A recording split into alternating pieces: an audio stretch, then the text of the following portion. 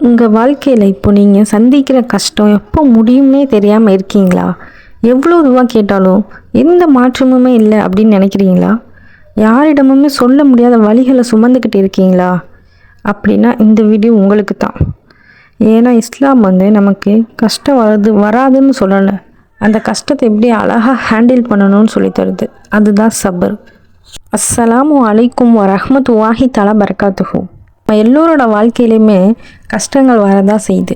பணப்பிரச்சனை, குடும்பத்தில் பிரச்சனை, உறவுகளில் பிரச்சனை அப்படின்னு சொல்லிக்கிட்டே போகலாம். அப்போ தான் நம்ம மனசில் ஷைத்தான் ஒரு எண்ணத்தை போடுறான். அது என்னன்னா, யா அல்லாஹ், எனக்கு மட்டும் ஏன் இவ்வளோ சோதனைகளை தர அப்படின்னு. அதுதான் ஒரு முஃமின் சருகிற இடமே.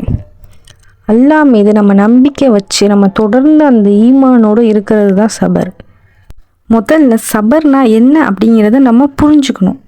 சபர்னா வெறுமனே அமைதியாக உட்காந்துட்டு எல்லாத்தையுமே பொறுத்துக்கிட்டு இருக்கிறது அப்படிங்கிறது சபர் கிடையாது.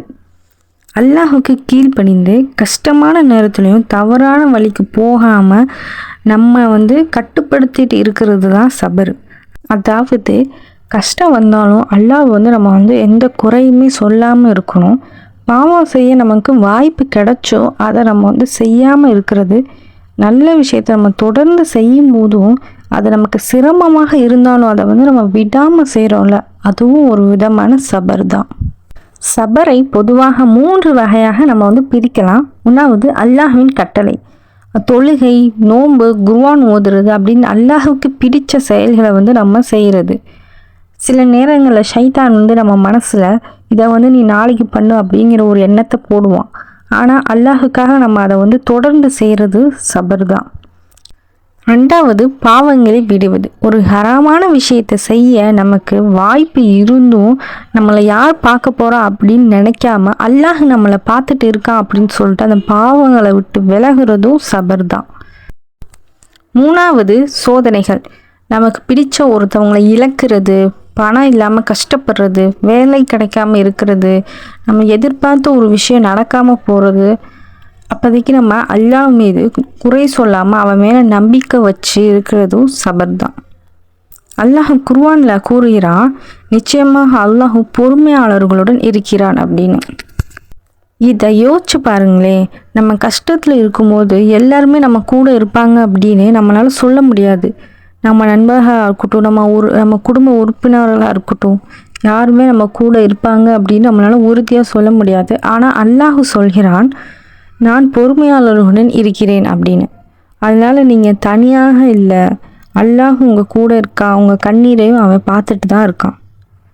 அடுத்ததாக நம்ம ஒரு முக்கியமான ஒரு விஷயத்தை பற்றி பார்க்க போகிறோம். நமக்கு ஒரு பிரச்சனை வருது அப்படின்னா முதல்ல நம்ம என்ன செய்யணும் அப்படின்னா, நம்ம அல்லாஹ் கிட்ட தான் போய் நிற்கணும்.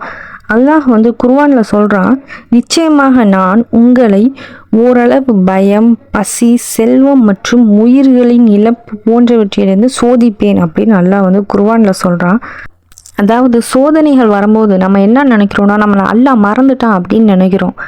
அப்படி கிடையாது. நம்மளோட ஈமானை சோதிக்கிறதுக்காக கூட நமக்கு சோதனைகளை அல்லாஹும் நமக்கு கொடுப்பான். ஒரு முஸ்லீம் சோதனை வரும்போது சொல்ல வேண்டிய ஒரு வார்த்தை இருக்குது. அது என்னன்னா, இன்னா இல்லாஹி வ இன்னா இலைஹி ராஜிஊன். இனிமேல் நமக்கு ஏதாவது சோதனைகள் வந்தால் இந்த ஒரு துவாவை ஓதலாம்.